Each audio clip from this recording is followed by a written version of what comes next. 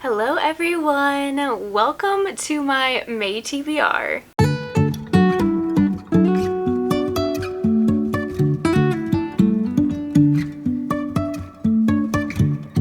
So for this video, you guys know the drill. I'm going to be sharing all the books that I plan to read in May, which is quite a bit actually. I am very ambitious this month, and that could be because April I only read like 3 books, and those 3 books I'm actually going to be putting in a vlog that you guys will see coming. So I will not be doing a wrap up because you guys are already going to know my thoughts on the 3 books I read. Anyways, that's beside the point. I have my usual TBR mug.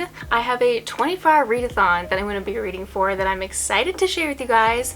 I also have an ARC, I have buddy reads. I've got a lot going on in May that I am super excited for. So this may be a little bit of a longer TBR, so let's just get right into it. First of all, let's just go ahead and jump right into the jar and see what I pull out. You guys, I've already been terrible at doing this year so far, so I don't even remember what's in this mug, and sometimes it's a nice surprise and sometimes it's not, but let's just see what we end up with.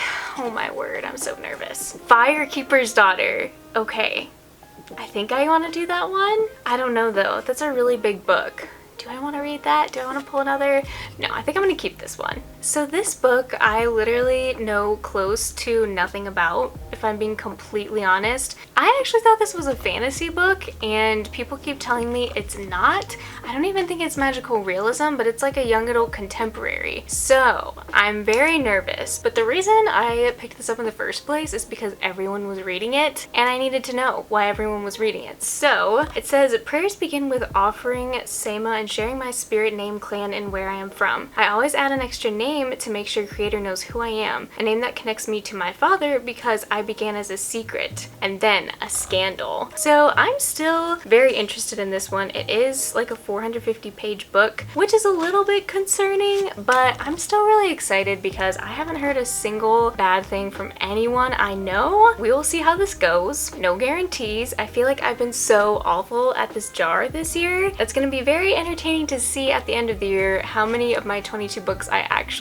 pick out of this. Next, I wanted to mention my 24-hour readathon group that I actually started a couple months ago. I have this thing for 24-hour readathons that I just love them, and I wanted to find a way that would include everyone else if they wanted to join, and I also thought it would be super fun to theme it. So we're gonna do a readathon May 13th through the 14th, I believe, which is a Friday and a Saturday, and if you guys want to join, please join. I will leave the Discord link in the description. So the theme for this month is actually going to be night or sleep, something that just makes you think of nighttime. So I have 4 books that I want to get through, hopefully within those 24 hours. But if you guys are interested, like I said, feel free to join. We're going to be doing some reading sprints, just some casual fun times to chat and hang out in case there's any books that you guys want to knock out. And I think this theme is going to be really fun this time around because there's a lot of books that have the word night in them, stars, moon, anything that you can imagine basically.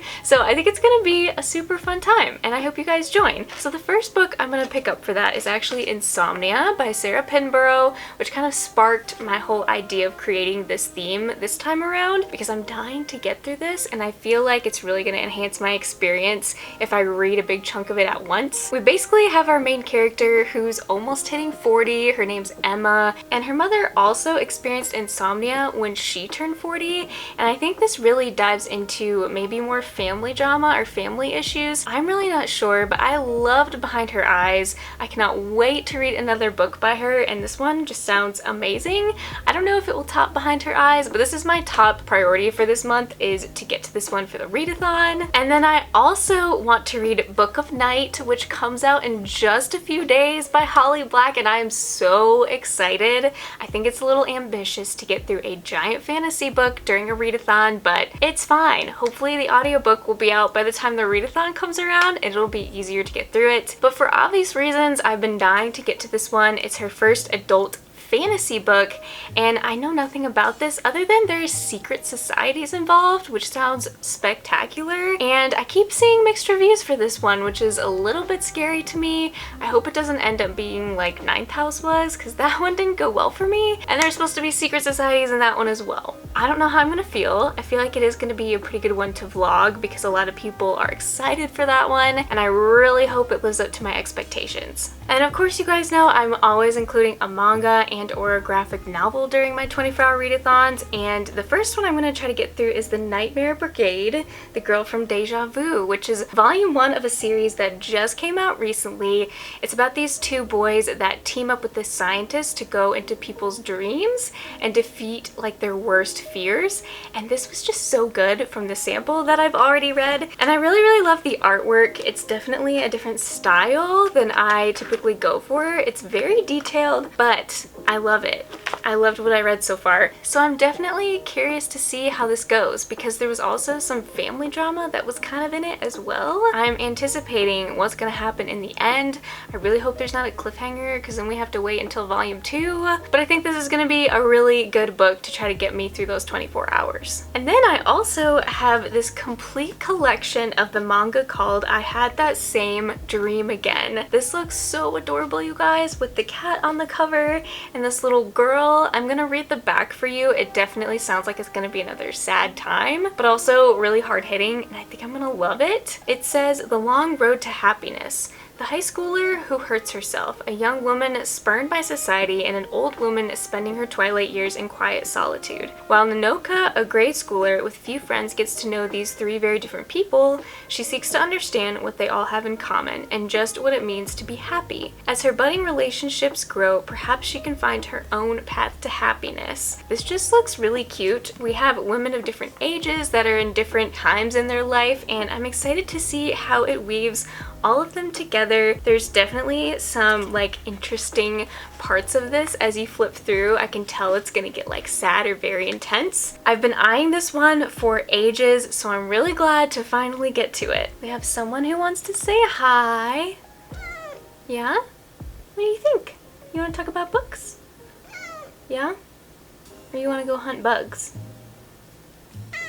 Okay. The next book that I'm going to be reading with my friends Kendall and Kayla is Legendborn by Tracy Dion. I have seen this everywhere, and it's just time for me to read it. I know it's a young adult fantasy book. This is another book that I think includes magic and secret societies, and also there's demons that turn up at this school, but I think we also have our main character whose mother passed away in an accident, so she's an orphan, and that's how she ends up at the school. So she's kind of morphing into her powers. Honestly, I don't know much. The synopsis is super duper long, and I'd rather go into this blind per usual, so we'll see how it goes. I have a feeling it's going to be a really good fun one to talk about with friends, and also a bonus because it's a standalone. I'm also going to be starting Assassin's Blade with two of my other really good friends. We've all read Sarah J Maas before, but have yet to read this series. I am very excited to start on this journey. We're going to be reading one a month, so hopefully each month you will see one of these on each of my TBRs, but I'm very excited to jump into this, which is really unusual because, as you know, I said I would never read this series at several points in time, but here we are. I think reading it with friends will just make it more fun and enjoyable. I don't know much about this one, but I do know that Selena, we kind of get more background on her personality in this one, and kind of the adventures that she goes on, I believe, before she becomes the king's assassin.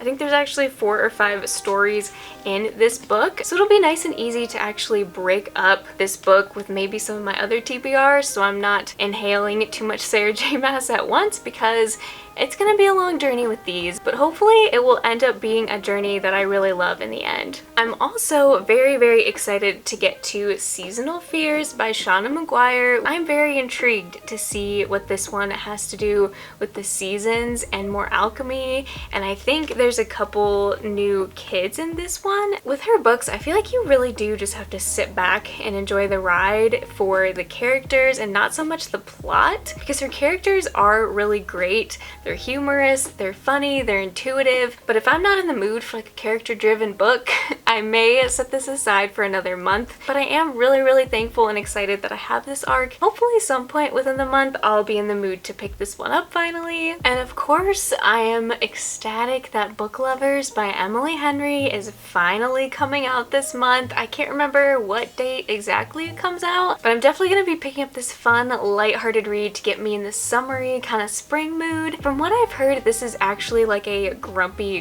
romance. Like usually in romance you have one person that's like super spunky, that's looking for love, and then you have the other person who sometimes is kind of the frenemy, I guess you could say. But I've heard this one, both of them are actually grumpy, are not looking for love. One of them I think is actually an editor, which is the male, and then the female is actually convinced to go on this girls trip to North Carolina, which I think is called Sunshine Falls, which I need to look up and see if I can visit because that's kind of close to me, unless it's actually non-existent. But anyways, I'm excited to see where this goes. I feel like it's kind of unfamiliar ground where I can kind of picture the mountains of North Carolina. I'm really excited just to see how like these two grumpy people end up coming together. And of course, it's Emily Henry, so who's not gonna pick it up? I also started in the book of April, Anatomy, a Love Story by Dana Schwartz, and let me tell you, the prologue to this blew my mind. Well, it didn't blow my mind, but like it was nuts. It was crazy, and I just want to keep reading. Holy cow, you guys, this is starting off amazing.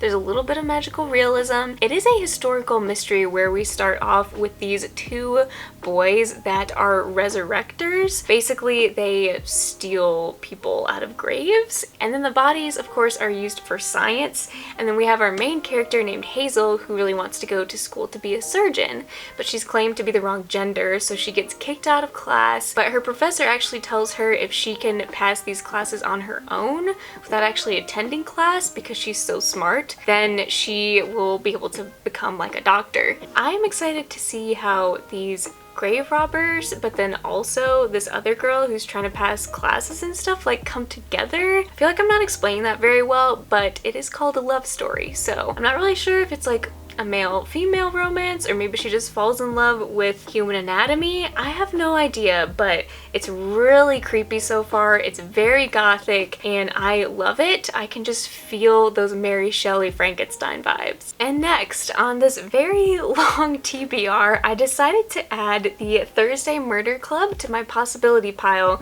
because I have been seeing this literally everywhere. This is a month where I feel like my reads have been highly influenced by like friends or people on Book Talk or Bookstagram or whatever, because like I said, a lot of these I've been seeing around a lot lately. And this one has to do with a peaceful retirement village where there's 4 unlikely friends that are obsessed with solving murders. They love to come together every Thursday, which is why they call themselves the Thursday Murder Club, but then they actually find someone, I think that's dead, and there's a photograph next to the person. I've heard this is super humorous. It's more of like a cozy light read versus like a hardcore true crime or like mystery thriller book.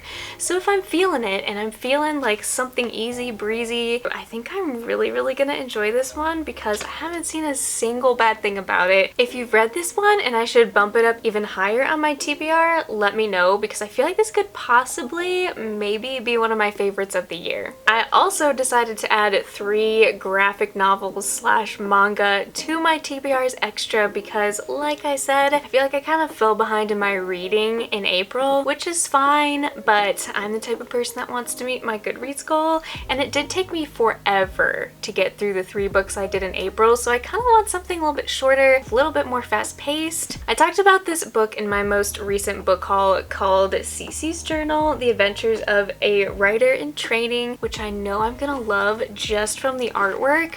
Holy cow, like I'm so eager to jump into this one. We have this girl named Cece, obviously, who's obsessed with writing notes and trying to solve mysteries of people's everyday life, but she gets so obsessed with it that she ends up abusing relationships, hurting family members, and I feel like this is gonna end up being a very hard-hitting book where she discovers some things about herself. There's cute articles in here, there's just several different stories, and I really think I'm gonna love it, so it's at the top of my list. I also have this cute little graphic novel called Garlic and the Vampire by by Brie Paulson. I love this artwork inside. Everything's so green, which somehow makes me very happy. My friend Elizabeth was like, you haven't read this? Well, I'm gonna send it to you because you need to read it now. So that must mean it's really, really good. Garlic feels as though she's always doing the wrong thing, no matter how much her friend Carrot and kindly witch Agnes encourage her. Garlic just wants to tend her own garden where it's nice and safe. But when the village of vegetable people learns that a bloodthirsty vampire may have moved into the nearby castle,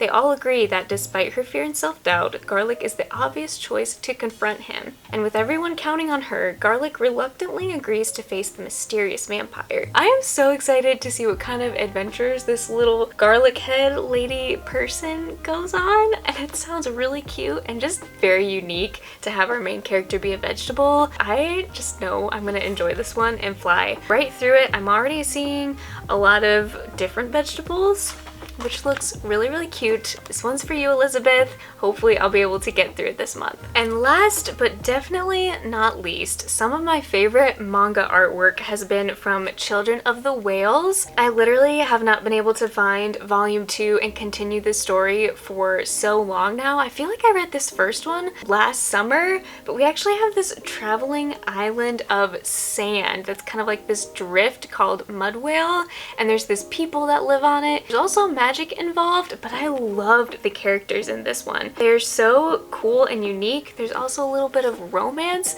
There was even a little bit of horror. I'm just very intrigued to find out where this is gonna go because there's so many different directions this could take. I feel like if you are someone that even likes mystery thrillers or just unpredictability in your books, maybe this would even be something you want to give a shot. I also forgot to mention that all these people that live on this island are actually criminals, so we kind of start finding out more of their backstory. I may have to reread the first one to kind of remember the full story or the full picture, but I am very excited to continue this. Okay guys, clearly I have my work cut out for me, and there's even 2 more books coming because Book of Night and Book Lovers. So this month is just gonna be crazy busy, but I'm hoping to read a lot more because April was a pretty slow reading month for me. But now that the weather is nicer, schools are opening, I feel like I'm gonna be spending a lot of time reading this summer. Hopefully I'll come back with a wrap up and we'll have read at least most of these. Thank you guys so much for watching. Before you leave, let me know if there's a book on my list that you think I should definitely get to. Let me know a book that you're super excited to read this month as well. Thank you for always watching and supporting my channel. I love you guys so much, and I will see you in my next video.